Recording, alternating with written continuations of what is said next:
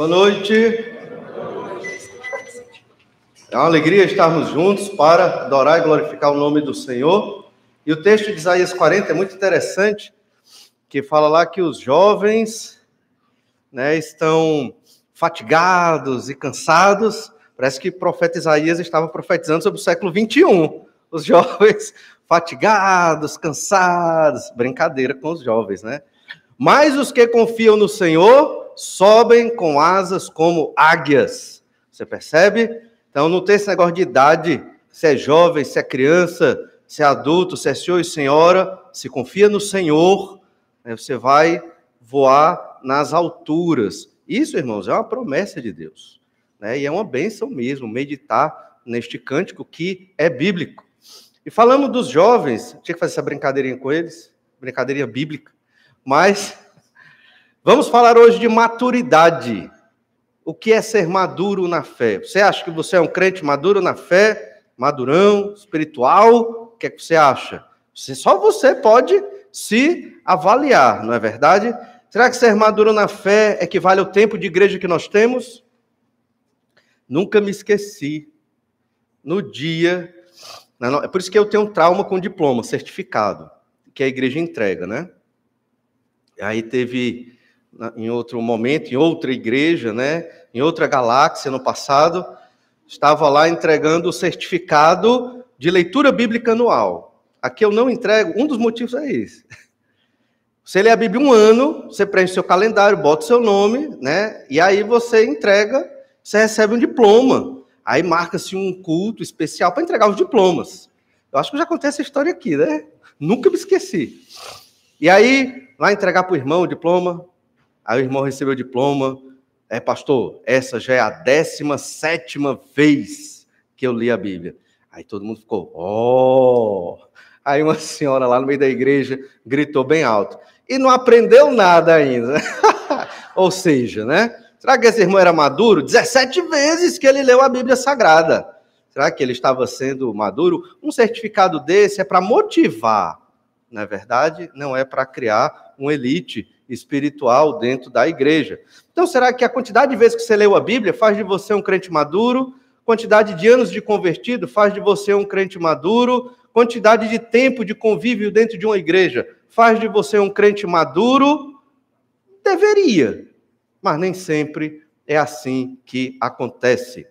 A igreja de Corinto, que é a igreja que estamos estudando, 1 Coríntios, vamos entrar no capítulo 3, o apóstolo Paulo aqui, um homem de Deus, ele vai entrar num assunto muito difícil, e Paulo não mede palavras, ele vai direto ao ponto, ele vai tratar da maturidade daqueles crentes. E nós vamos observar no texto de hoje, 1 Coríntios 3, do 1 ao 9, que cristãos maduros na fé glorificam a Deus. Se você é um crente maduro na fé, você vai glorificar o nome de Deus. Nós vamos perceber no estudo desse texto que existem crentes que ainda são infantis e que existem crentes que são mais maduros. E ninguém aqui vai sair do culto hoje dizendo, o fulano é imaturo e eu sou maduro, obviamente. Mas nós devemos sair daqui identificando, honestamente, quem eu sou. Eu posso chegar a ser um crente maduro na fé, e maturidade na Bíblia significa que eu sempre estou crescendo. É um estado constante. Ninguém chega à maturidade cristã, o ápice diz, pronto, cheguei no ápice, estou madurão. Isso não existe. Maturidade é estar sempre crescendo no conhecimento de Deus. Mas existem os crentes infantis. Existem os crentes infantis em todas as igrejas. E nós vamos observar que são os crentes imaturos. São crentes, mas são imaturos. A igreja de Corinto, ela tinha os problemas dela. Paulo está escrevendo essa epístola para resolver os problemas daquela igreja. E é por isso que, lendo essa carta, inspirada pelo Espírito Santo de Deus, nós temos que nos identificar, positivo ou negativamente. Eu sou igual a esses crentes de Corinto. Ou, não, graças a Deus, Senhor, obrigado, porque o Senhor tem me ensinado e eu tenho amadurecido na fé. Aqui tem um problema muito claro na igreja de Corinto, que nós vamos relembrar. Se você tem vindo os cultos domingo à noite, você está acompanhando qual é o problema da igreja de Corinto. Mas vamos relembrar brevemente e depois vamos entender um pouco mais do que é ser um cristão maduro, entender que os cristãos maduros na fé, eles têm esse objetivo, glorificar o nome de Deus. Olha aí 1 Coríntios capítulo 3, verso 1. Eu, porém, irmãos, não vos pude falar como a espirituais, e sim como a carnais, como a crianças em Cristo. Leite vos dei a beber, não vos dei alimento sólido, porque ainda não podíeis suportá-lo, nem ainda agora podeis, porque ainda sois carnais. Porquanto, havendo entre vós ciúmes e contendas, não é assim que sois carnais, e andais segundo o homem. Quando, pois, alguém diz, eu sou de Paulo, e outro, eu de Apolo, não é evidente que andais segundo os homens? Quem é Apolo? Quem é Paulo? Servos por meio de quem crestes, e isto conforme o Senhor concedeu a cada um. Eu plantei, Apolo regou, mas o crescimento veio de Deus. De modo que nem o que planta é alguma coisa, nem o que rega, mas Deus que dá o crescimento. Ora, o que planta e o que rega são um. Cada um receberá o seu galardão, segundo o seu próprio trabalho. Porque de Deus somos cooperadores, lavoura de Deus, edifício de Deus sois vós. Os cristãos maduros na fé glorificam o nome de Deus. Nós vamos observar aqui 3 ensinos muito práticos sobre a maturidade cristã, só que o apóstolo, na sua sinceridade, ele aplica isso de modo negativo. O que é negativo? É mostrando o que não é ser maduro na fé. Ele vai ensinar sobre maturidade, mostrando o que não é ser maduro na fé. E o primeiro ensino é que crentes carnais são imaturos na fé. Na nossa cultura moderna, nós acabamos achando que os crentes carnais são crentes desviados. Não existe crentes desviados. Existem crentes e não crentes. Acabou-se. Como é que vocês sabem que eu sou crente? Porque eu testemunho para vocês, com a minha boca, com as minhas atitudes, que eu sou um crente em Jesus. Se eu deixar de vir à igreja, de ler a Bíblia, viver nos vícios e esquecer o Senhor, como eu posso dizer que sou crente no Senhor Jesus Cristo? Certo? Ou é crente, ou não é crente. E o que é que a Bíblia chama de crente carnal? É um crente infantil, é um crente imaturo na fé. É o que a gente lê no verso 1, 1 Coríntios 3, 1. Eu, porém, irmãos, não vos pude falar como a espirituais, e sim como a carnais. Ele categorizou a igreja de Corinto em duas categorias, obviamente, né? Os espirituais e os carnais. Crentes espirituais, maduros na fé. Crentes carnais, infantis na fé e na vida cristã. Paulo já havia falado um pouco sobre a maturidade cristã no capítulo 2. Olha 1 Coríntios capítulo 2, verso 6, aí na sua Bíblia. Entretanto, expomos sabedoria entre os experimentados, não, porém, a sabedoria deste século, nem a dos poderosos desta época, que se reduzem a nada, mas falamos a sabedoria de Deus em mistério, outrora oculta, a qual Deus pré-ordenou desde a eternidade para a nossa glória. Então, essa sabedoria de Deus, ela foi falada aos experimentados. Quem são os experimentados? Crentes maduros na fé.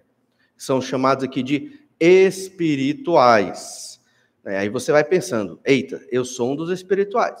Eu estou nesta categoria. Não tem problema, graças a Deus.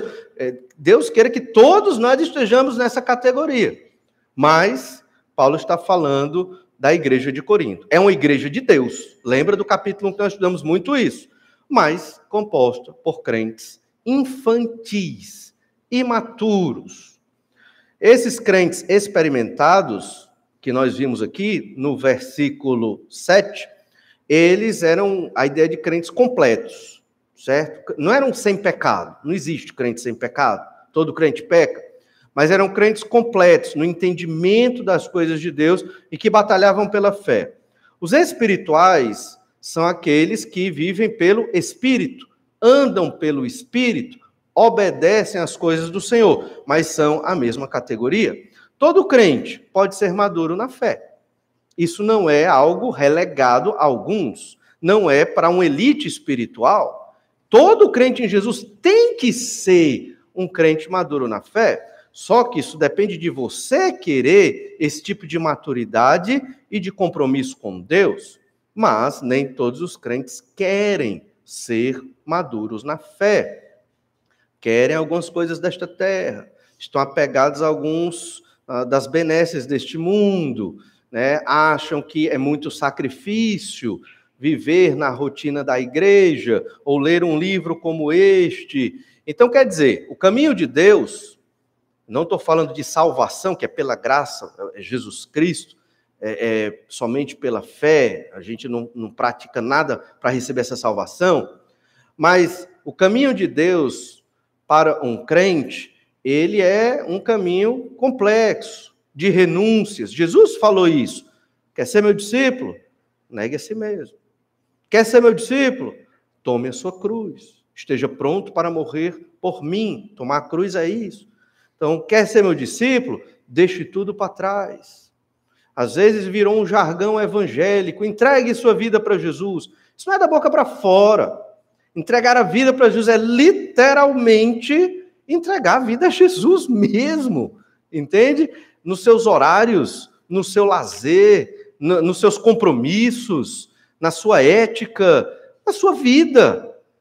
Tudo que você vai fazer, você deve pensar se Deus se alegra com estas decisões que eu estou tomando. Decisões pequenas ou decisões maiores. Isso é a maturidade cristã, mas nem todos os crentes querem andar por esse caminho.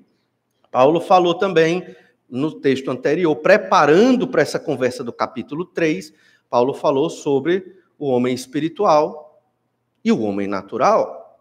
Olha 1 Coríntios 2, verso 8.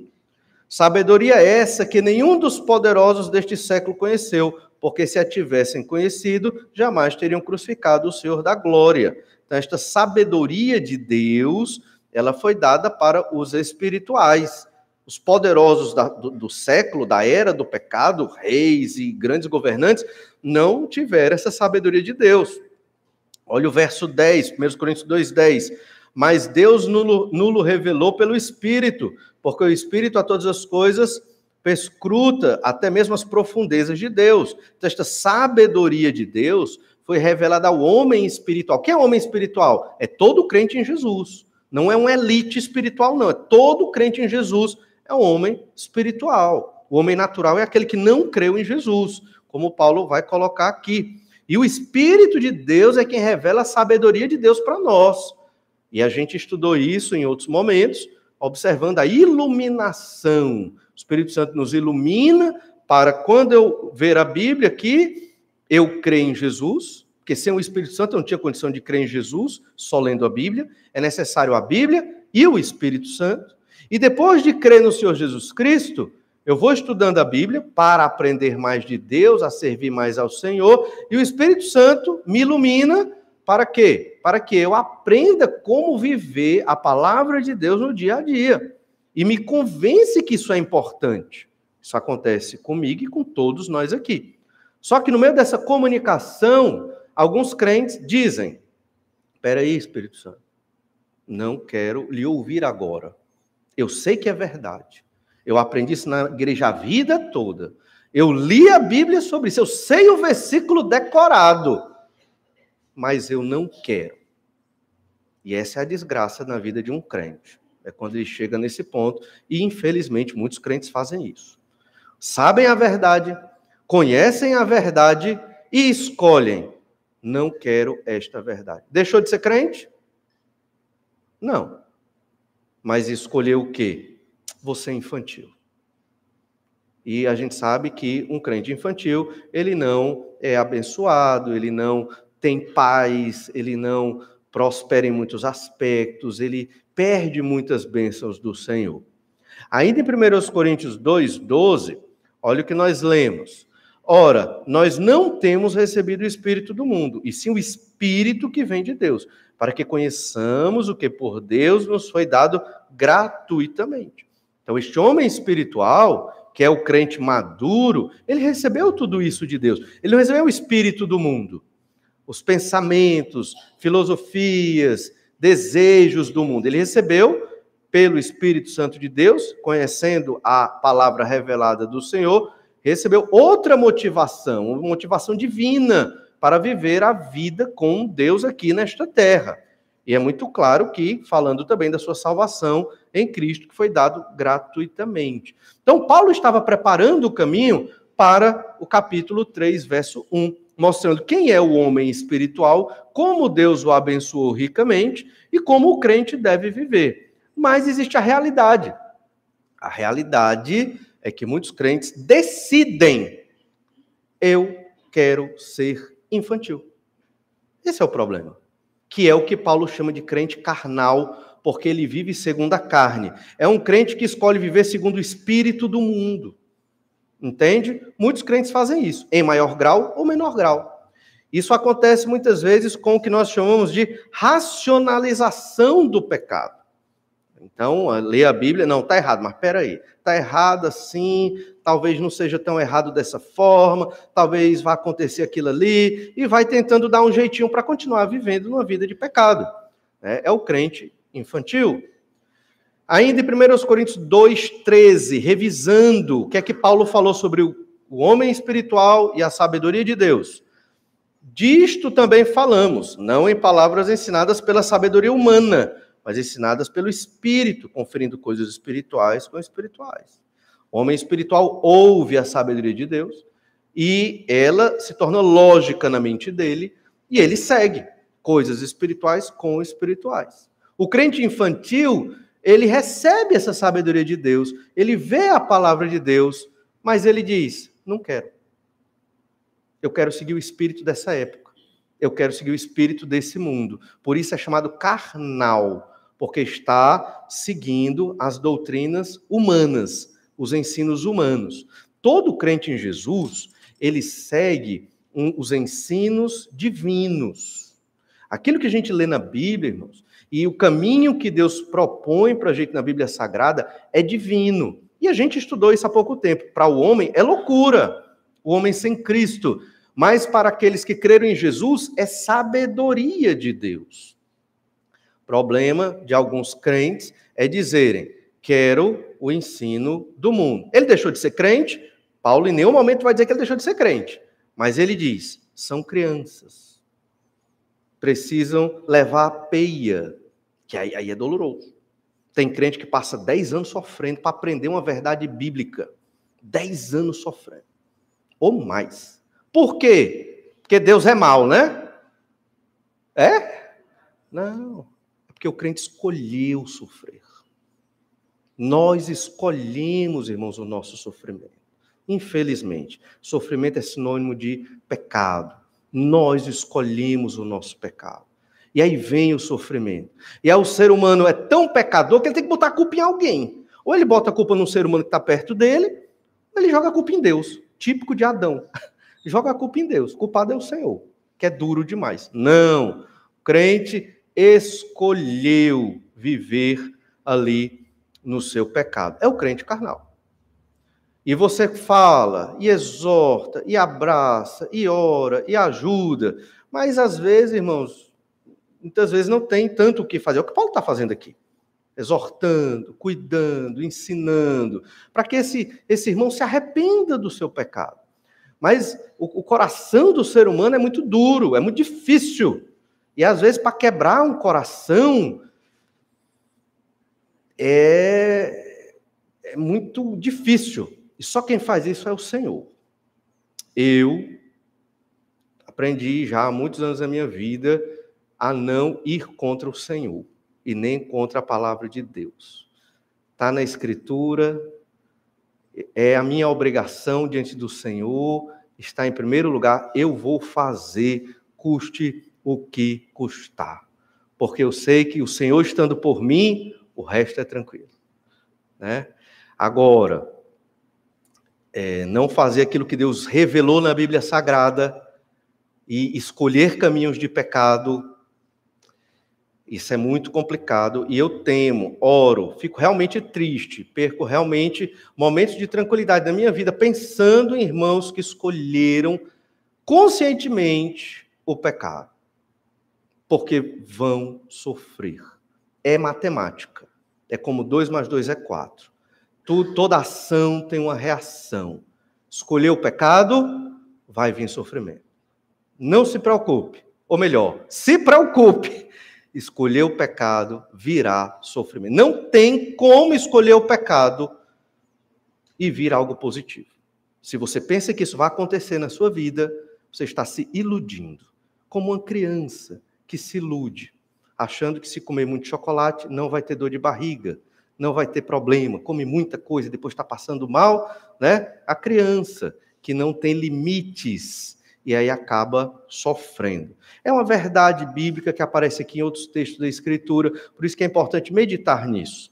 Olha ainda o verso 14, 1 Coríntios 2,14. Ora, o homem natural não aceita as coisas do Espírito de Deus, porque eles são loucura, e não pode entendê-las, porque elas se discernem espiritualmente. Só que aqui, o homem natural que Paulo está falando é o não crente, certo? O não crente, ele não aceita as coisas do Espírito. Quando um crente procede do mesmo jeito, Paulo chama, é carnal, porque está se igualando aos não crentes. Existem crentes convertidos de fato, mas que em algum momento de suas vidas escolheram voltar para a lama e desobedecer ao Senhor.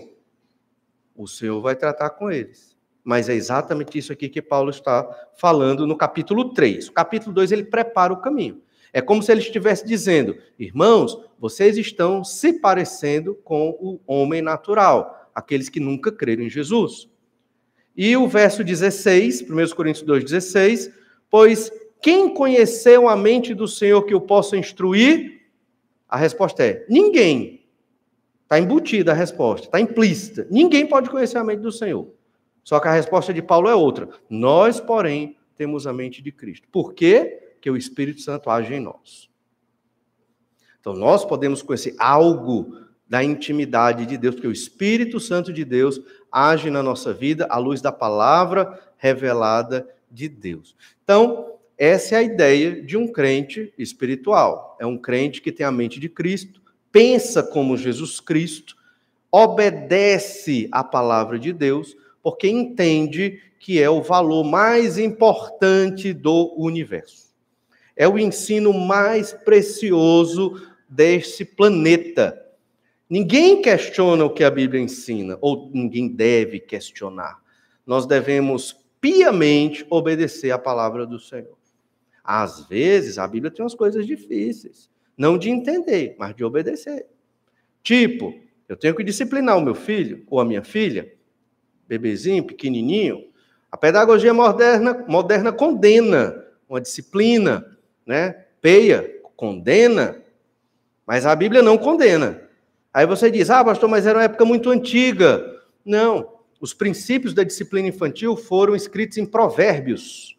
Provérbio é um gênero textual que imortaliza o ensino. Isso em toda a cultura no planeta. Então você vê os provérbios de hoje, que nós temos na nossa cultura, pode passar século, é o mesmo entendimento. Passa 10 anos, 20 anos, é o mesmo entendimento. Ele não perde da mesma forma o provérbio lá, no livro de Provérbios, que nos ensina como devemos disciplinar os nossos filhos. Não quer disciplinar o filho segundo a Bíblia? É uma escolha sua. Mas vai ter consequências. Na adolescência, você não segura mais. Você fala e o filho não obedece. Porque não ouve o fundamento da base. É claro que não é só dar pena na criança, óbvio. E é claro que é com amor e cuidado. É óbvio. Né? Isso é muito claro, mas é necessário. A criança entregue a si mesma, ela vai fazer loucuras e vai parar ali no inferno. O texto de Provérbios diz. Já pensou? Isso é um exemplo de como o pensamento do mundo, da nossa sociedade, diverge da Bíblia Sagrada. Outro pensamento é o do casamento. Outro pensamento é o de investir sua vida na obra de Deus, que é a igreja. Então, muito, se eu for falar aqui, é só sobre isso, e a gente tem que observar o texto bíblico. Mas a lógica é que você observe na sua vida se você tem sido obediente à palavra de Deus, submisso à vontade do Senhor, não ao sentimento do seu coração, mas o que a Bíblia diz. Se a Bíblia diz isso, vou fazer. Ah, mas é difícil. Ah, mas é complicado. Ah, mas eu estou sofrendo. Ah, mas é... Sabe, tá um monte de desculpa. Eu entendo, porque eu sou pecador que nem você. Mas nós temos que escolher sempre a vontade de Deus, mesmo quando ela não é agradável. Se estiver difícil para você, lembra de Jesus Cristo. Ele escolheu a vontade de Deus, que não era agradável a ele. A gente vê isso claramente no Getsêmani, Jesus orando, porque a vontade de Deus para ele morrer na cruz não foi fácil. Jesus não foi lá, chegou e disse, vamos lá, me prega aí, tranquilo, ser crucificado aqui é tudo normal, não tem problema nenhum, sou Deus. Não foi assim, foi? Não foi assim. Jesus, para cumprir a vontade do Pai e glorificar o nome do Pai, como ele diz lá em 1 João, capítulo 16 e 17, Jesus sofreu bastante, é o nosso Senhor. Então, irmãos, a vontade de Deus, às vezes, não é fácil, mas é a melhor. Sempre escolha por ela. 1 Coríntios, capítulo 3, verso 2. Veja que Paulo está dizendo isso aqui com tristeza, viu? Paulo está dizendo isso aqui com tristeza, mas ele tem que dizer. Leite vos dei a beber, não vos dei alimento sólido, porque ainda não podíeis suportá-lo, nem ainda agora podeis, porque ainda sois carnais. Eu dei leite para vocês, porque vocês não podem pegar o alimento sólido. Não são crentes amadurecidos. Então tem que ter aquele alimento ali, porque senão vai dar uma congestão espiritual, não vão suportar, vão se desesperar da fé, pode ser pior. Então Paulo muito triste aqui, né? Vocês não vão poder suportar, porque ainda sois carnais. Ele repete de novo. Ser carnal aqui não é um crente desviado. Ser carnal aqui é um crente infantil. Maior parte da igreja de Corinto era infantil, composta por crentes imaturos. Vocês lembram o problema da igreja de Corinto? Partidos dentro da igreja. Contendas, e Paulo vai falar isso nos próximos versículos, e essa é uma característica dos crentes imaturos na fé. Eles são divisionistas, eles brigam entre si, entende? O que é esse leite espiritual? São os ensinos fundamentais da fé cristã. Lá em Hebreus, capítulo 5, verso 12, aqueles irmãos também tinham um problema parecido, não tanto de divisão, mas de imaturidade. Lá em Hebreus 5,12, a gente já leu no outro culto, vamos ler hoje de novo, diz assim, Hebreus 5,12. Pois com efeito, quando devíeis ser mestres, atendendo ao tempo decorrido, tendes novamente necessidade de alguém que vos ensine de novo quais são os princípios elementares dos oráculos de Deus. Assim vos tornastes como necessitados de leite e não de alimento sólido. Então, crentes que não aprendem, não é que não aprendem cognitivamente a Bíblia, é que não aprendem a viver a Bíblia. E estão sempre voltando aos mesmos pecados. São crentes que não estão amadurecendo. E a crítica do autor de Hebreus é, vocês já deveriam ser mestres. Entende, irmãos, aqui não é mestre no sentido de ser um doutor em teologia, não. Mestre no sentido de viver a Bíblia na prática, dia após dia. Vocês deviam ser mestres, não só no conhecer da Escritura, mas no viver a Escritura, certo? Mas vocês não estão fazendo isso? O autor de Hebreus dizendo aqui, então não dá para dar o alimento sólido, vocês não vão gostar e vão passar mal. Verso 13. Ora, todo aquele que se alimenta de leite é inexperiente na palavra da justiça, porque é criança. A mesma coisa que Paulo está dizendo aqui. O que é inexperiente na palavra da justiça é quem não tem experiência em viver na prática a palavra de Deus. Pode até conhecer a palavra, mas não vive a palavra. Não vive minimamente como Jesus Cristo viveu aqui nesta terra. Não está desapegado das coisas da terra. Pelo contrário, está abraçado a esse mundo. Como se os valores daqui, as coisas dessa terra fossem mais importantes do que o plano de Deus, a igreja de Deus, o sacrifício de Cristo e tudo que o Senhor faz. Certo? Então, uma criança na fé é um crente que não é experimentado na vivência da palavra de Deus. De cara, é um crente que não faz seu devocional diário. Né? Ou um crente que não tem vida de oração. Ou é aquele crente que precisa de uma motivação externa para vir à igreja e participar das atividades do Senhor. Ou é um crente que não prega o evangelho e que não faz discipulado. E aí vai. Crentes infantis. Verso 14. Mas o alimento sólido é para os adultos, para aqueles que pela prática têm as suas faculdades exercitadas para discernir não somente o bem, mas também o mal. Pela prática. Grave bem isso.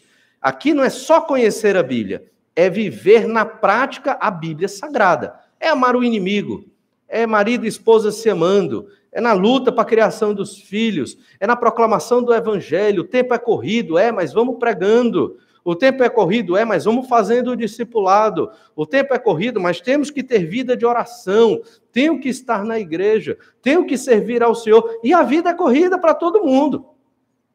Ninguém tem tempo. Mas tem crentes que arranjam tempo. E tem crentes que não têm tempo. Eu sou o juiz? Não sou o juiz. Eu sou o pregador. Eu sou o que passa a mensagem. Jesus é o juiz. E todos nós estaremos diante dele no tribunal de Cristo, cada um dando conta de si mesmo. Estou aqui para ajudar todos os irmãos e peço que os irmãos me ajudem também. Estou crescendo na fé também. Todos estamos crescendo na fé no Senhor Jesus Cristo, mas temos que ter esse entendimento. As igrejas, crentes maduros na fé, crentes infantis. 1 Pedro, capítulo 2, verso 2, vai nos falar algo interessante. Você já parou para pensar? Paulo não explica o que é o leite e o que é o alimento sólido. Paulo não explica nem o que é o leite, nem o que é o alimento sólido. Ele deixa para os crentes de Corinto entenderem, deduzirem. Talvez Paulo assume que eles já saibam o que é. Olha 1 Pedro, capítulo 2, verso 2, que diz o seguinte: desejai ardentemente, como crianças recém-nascidas, o genuíno leite espiritual, para que por ele vos seja dado crescimento para a salvação, se é que já tendes a experiência de que o Senhor é bondoso. Então, o leite espiritual é para aqueles que acabaram de conhecer Jesus Cristo. É para aqueles que têm que aprender. E agora, eu sou crente, o que eu faço? Não, você tem que ler sua Bíblia todo dia. Você tem que ter uma vida de oração. Você tem que pregar o evangelho para os seus amigos. E você lembra quando foi da sua conversão, como você estava animado para pregar, como você estava animado para fazer reuniões de oração, como você queria abrir sua casa para o estudo bíblico? Passou 10 anos de convertido. Passou essa fase. Por quê? Alguns crentes dizem assim, não, mas é porque agora eu já estou no nível na igreja e tal, não sei o quê. Não, pelo contrário. É para continuar naquele mesmo estilo. Né, querendo conhecer mais de Deus, abrindo a casa para o estudo bíblico, tendo reuniões de oração, não por programas da igreja somente, mas espontaneamente. Espontaneamente. Você não precisa da permissão da igreja para você abrir a sua casa, ou de um pastor, para você abrir a sua casa e fazer um grupo de irmãos orando ali, orando mesmo. Né, para conversar e orar 5 minutos. Orando mesmo, dedicando horas em oração. Você não precisa dessa permissão. Você pode fazer evangelismo, você pode fazer tantas coisas maravilhosas. Esse é o leite espiritual aqui para aqueles que ainda não amadureceram na fé. E o que seria o alimento sólido? Já parou para pensar? Sei que o estilo de sermão, domingo à noite, não é muito participativo. É uma pena, né? Que eu ia perguntar isso para vocês. O que será este alimento sólido? Paulo não diz claramente aqui, fica no subentendido. Mas eu não sei o que você diria. No medo de todo mundo sair falando alto e perturbar o culto aqui, eu vou dizer, penso eu, que o alimento sólido é para aqueles que estão prontos ao sacrifício. Entende? é aquele crente que está sempre pronto ao sacrifício, ao serviço. Não importa a hora, não importa o dia, não importa o cansaço, não importa o custo, ele está sempre pronto. É aquele crente que sustenta a igreja de Jesus. Pastor vai, pastor vem, mas esses crentes sustentam a igreja de Jesus Cristo. Eu não estou falando financeiramente, estou falando em todos os aspectos. São os crentes prontos ao sacrifício. São os crentes que estão interessados no relatório missionário, do missionário que está lá no Rio Grande do Sul, que muitos conhecem, o pastor Hélio, estão interessados nesse homem, estão interessados nos enfermos da igreja, estão interessados naqueles que necessitam dentro da igreja, estão interessados na obra missionária, eles estão interessados naquilo que realmente importa para a glória de Deus.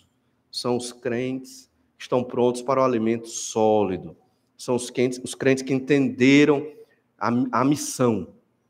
Então, é interessante, tem uma ilustração, um livro de missões bem antigo, que ele, para ajudar os crentes a entender a obra missionária, ele fez vários soldadinhos, desenho animado, para explicar os níveis de igreja, né? Aí estava lá os soldadinhos deitados na rede, os crentes de férias. Os soldadinhos jogando ping-pong, os crentes brincando no retiro. Os soldadinhos fazendo um monte de coisa. E um grupo de soldadinhos na batalha. Né? Então, muitos crentes estão aí, dispersos, né? Vivendo a sua vida, fazendo as suas coisas. Mas o do alimento sólido, o crente maduro, é o que está na batalha. Entende isso? É o que está pregando, é o que está discipulando, é o que está dentro da atividade da igreja de Jesus. É o que está interessado, é o que está motivado. Esse crente tem muitos problemas também. Esse crente tem a correria da vida também. Esse crente tem os seus problemas e dificuldades, óbvio, como todos têm. Mas ele está cada vez mais amadurecendo na fé.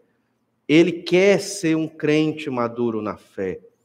Logo, ele quer o alimento sólido. Ele quer a substância. Entende? Ele quer ser desafiado. Sempre, irmãos, nós podemos amadurecer na fé. Não há limites para a maturidade na fé cristã. Sempre tem algo que nós temos que melhorar na nossa vida diária e prática para a glória do Senhor Jesus Cristo. E nós vamos ver mais à frente que uma grande característica desse crente que consome este alimento sólido da palavra é porque ele tem uma mentalidade, a glória de Deus. Ele não está fazendo para ninguém ver, ele não está fazendo por outras razões, nem por desencargo de consciência. Não, ele está fazendo porque ele quer que o nome de Deus seja glorificado através do ministério da sua igreja. Paulo, em outro texto, fala um pouco do que é esse alimento sólido. Filipenses 3, verso 7. Diz assim, lá em Filipenses 3, 7.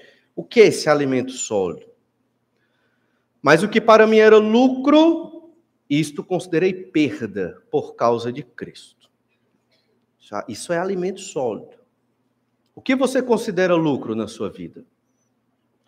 Trate como perda.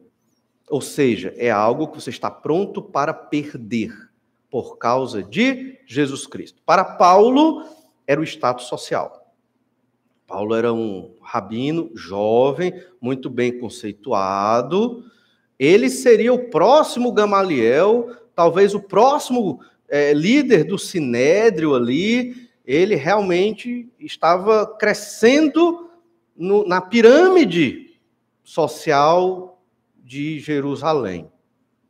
Era realmente muito conhecedor. Tanto que ele era tão aguerrido que ele se ofereceu, pedindo cartas ao sumo sacerdote para perseguir os hereges da igreja de Jesus, do caminho de Jesus.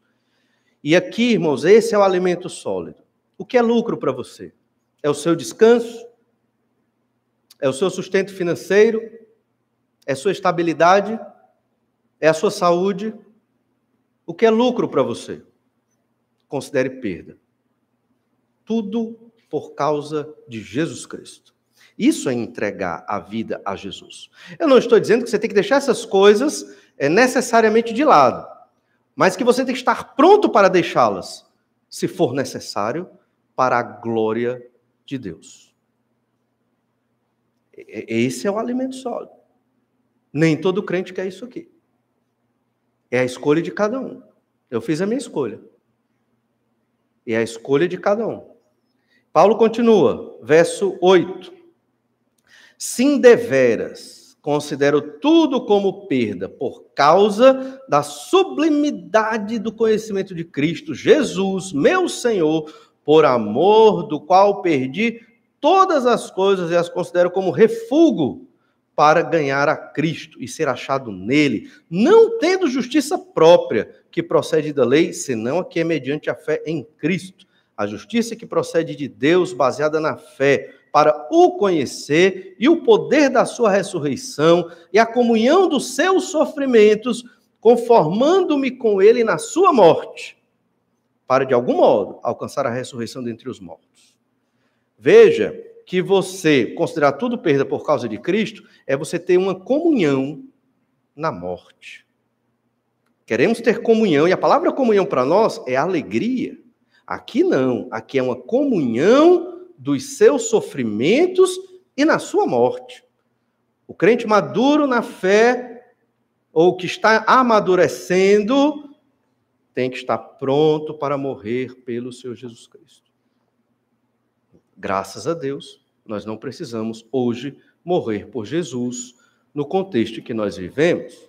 Mas o que você está pronto para deixar pelo Senhor Jesus Cristo? Sempre tem algo, irmãos. Eu encontro muitas coisas na minha vida, isso eu tenho que deixar por amor a Jesus, isso eu tenho que deixar por amor a Jesus, e mais coisas eu tenho que deixar por amor a Jesus. Todos nós temos coisas para deixar por amor a Jesus. É orgulho, é certos desejos ou prazeres lícitos, os ilícitos eu nem menciono, porque obviamente é pecado, mas eu tenho que deixar alguma coisa. Meu conforto, minha tranquilidade. Não é verdade? Agora, isso aqui é um processo.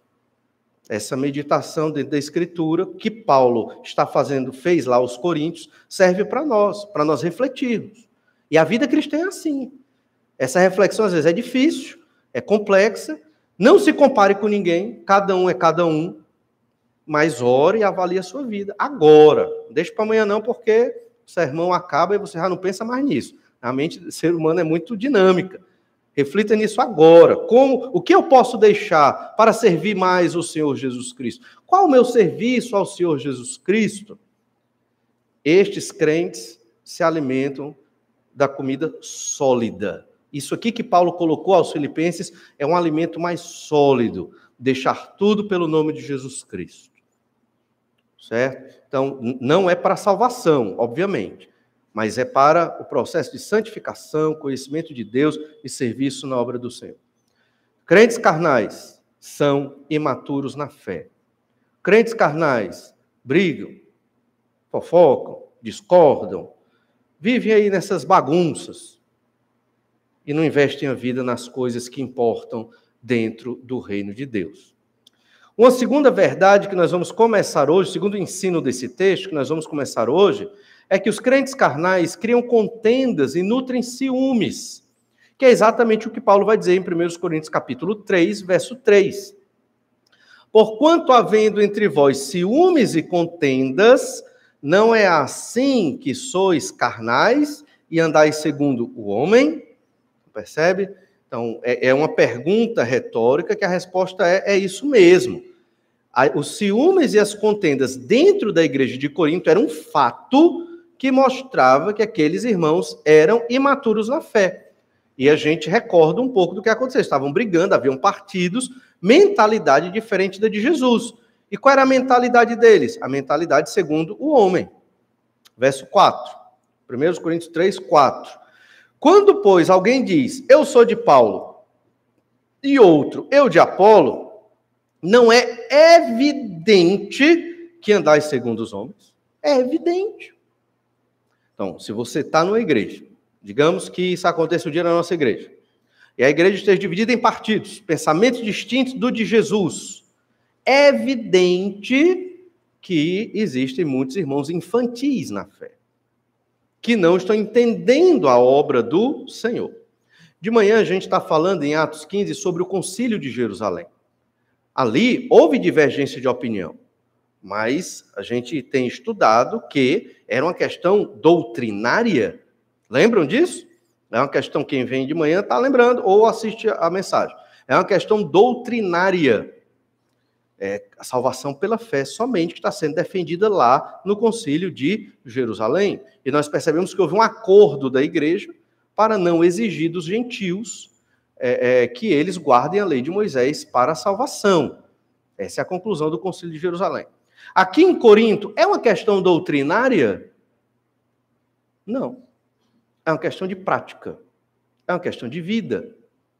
Eles começaram a ter pensamentos divergentes do de Jesus, não necessariamente com relação à doutrina, mas com relação à aplicação da doutrina. O problema aqui não é salvação, o problema aqui não é a doutrina do Espírito Santo, o problema aqui não é a doutrina do pecado, o problema aqui é que eles valorizaram mais a retórica, um conhecimento humano, do que a própria sabedoria de Deus. Aqui é a questão da aplicação prática dos ensinos do Senhor, que eles não aplicaram corretamente e deram mais lugar aos pensamentos gregos. Não é uma divergência doutrinária necessariamente, mas é uma questão de aplicar a verdade do Senhor. E é por isso que 2 vezes, verso 3 e 4, eles estão juntos, porque eles repetem no final a mesma ideia. E andai segundo o homem. No verso 4 também. Não é evidente que andai segundo o homem natural, o homem sem Cristo. Vocês estão como aqueles que não conheceram Jesus Cristo. Estão no mesmo caminho deles. Por isso são crentes infantis, porque estão com contendas e ciúmes dentro da igreja. Em outra epístola, Paulo escreveu aos Gálatas tratando do problema lá que ia ser tratado também no Concílio de Jerusalém. Salvação somente pela fé. E ao falar sobre essa questão, Paulo fala aos Gálatas, capítulo 5, verso 19, sobre as obras da carne. Olha o que diz lá, Gálatas 5,19. Ora, as obras da carne são conhecidas, e são prostituição, impureza, lascívia, idolatria, feitiçarias, inimizades, porfias, ciúmes, iras, discórdias, dissensões, facções, invejas, bebedices, glutonarias e coisas semelhantes a estas, a respeito das quais eu vos declaro, como já outrora vos preveni, que não herdarão o reino de Deus os que tais coisas praticam. Então, é um resumo das obras da carne. Prostituição, impureza, lascívia, trata de pecados de ordem sexual e que estão relacionados à idolatria. Aí vem idolatria no verso 29. Idolatria e feitiçarias também estão muito interligados. E a partir daqui, nós temos várias palavras que se referem à divisão, à discórdia. Inimizade, porfia, tipo de discórdia, ciúmes, favorece a discórdia, iras, também promove discórdia, a própria discórdia, dissensão, divisão, facções, grupos já divididos dentro do todo, e as invejas. Há uma divisão porque um teve inveja do outro. Todas essas palavras têm a ver com contendas, divisões e facções dentro de uma igreja. São obras da carne, e os crentes de Corinto, eles estavam nutrindo estas obras da carne. Eles estavam brigando. Sou de Apolo, sou de Paulo, sou de Pedro, seguindo filosofias ou interpretações diferentes, mas cada um buscando o seu protagonismo. Eu falei outra vez, isso é muito interessante. Nem Pedro queria ser líder desse povo aqui. Pedro nem estava sabendo direito, provavelmente, o que estava acontecendo aqui. Paulo soube, por terceiros, que eles estavam usando o nome de Paulo como líder deles. Apolo, sim, era o mais próximo lá da igreja de Corinto. Então, veja que era uma divisão realmente motivada por questões humanas, né? Eram líderes dentro daquela igreja que estavam causando a divisão dentro da própria igreja. Por quê? Obviamente, pecado, não queriam glorificar a Deus, não pensavam como Jesus Cristo. Nós vamos ver, lá no capítulo 9 de 1 Coríntios, que esse problema da divisão da igreja trouxe um problema muito maior. Eles não sustentavam a obra missionária. Igreja dividida não sustenta a obra missionária. Porque a igreja dividida está brigando. Isso acontece em muitas igrejas. Está brigando ali, não está pensando na obra de Jesus Cristo.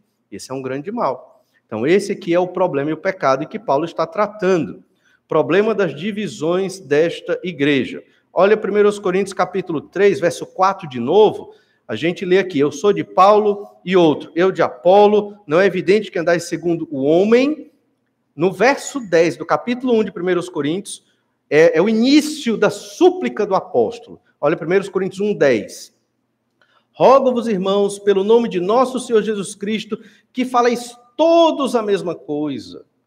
Ele está suplicando. É como se ele dissesse, irmãos, pelo amor de Deus, parem de brigar, falem a mesma coisa, tenham o mesmo pensamento. E ele está dizendo o quê? Que faleis a mesma coisa e que não haja entre vós divisões, antes sejais inteiramente unidos, inteiramente, na mesma disposição mental e no mesmo parecer. Disposição mental, referência à mente de Cristo.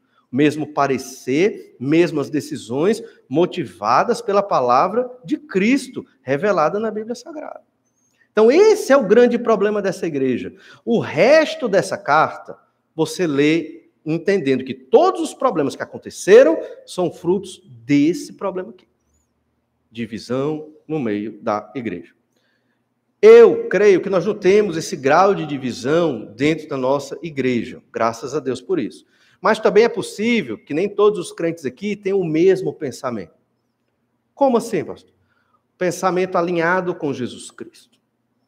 Por que você vem à igreja? Por causa de Jesus Cristo. Você veio por causa de Jesus Cristo? Vim, amém. Não, mas eu vim porque eu sou crente, né? Tem que vir para a igreja. Eu vim porque é o jeito e tal. Eu fico aqui disperso, mas depois tem a turma brincando, jogando bola ali atrás, ou conversando. Então, eu não tenho o que fazer também, eu venho para a igreja. Quer dizer, tem pessoas que vêm para a igreja por vários motivos. Se você não vem por Jesus Cristo, então você não tem o mesmo parecer, a mesma mente, o mesmo propósito. As nossas reuniões aqui é para a glória de Deus e para nós nos organizarmos para servir ao Senhor melhor com a nossa vida. E, irmãos, sempre o nosso serviço é insuficiente. Sempre. Certo? Não vai ter o dia que você vai servir. Hoje eu servi ao seu bem. Nunca chega, porque Deus é infinito, né? As nossas obras de serviço nunca vão ser suficientes para o Senhor.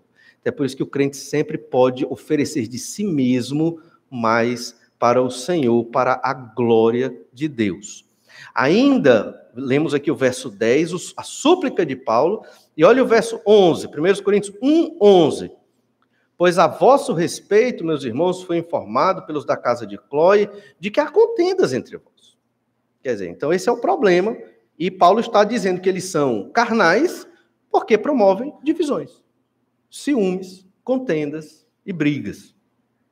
Refiro-me ao fato de cada um de vós dizer, eu sou de Paulo, eu de Apolo, eu de Cefas, eu de Cristo. Acaso Cristo está dividido? Foi Paulo crucificado em favor de vós ou fostes porventura batizados em nome de Paulo? Esse é o problema. Paulo volta a esse problema, porque essa é a questão daquela igreja, e os crentes, eles devem andar segundo Jesus Cristo, e não segundo o homem. Lembre-se do destaque, final do verso 3, final do verso 4, vocês estão andando segundo o homem. Quem é este homem? É o homem natural, é aquele que não é crente.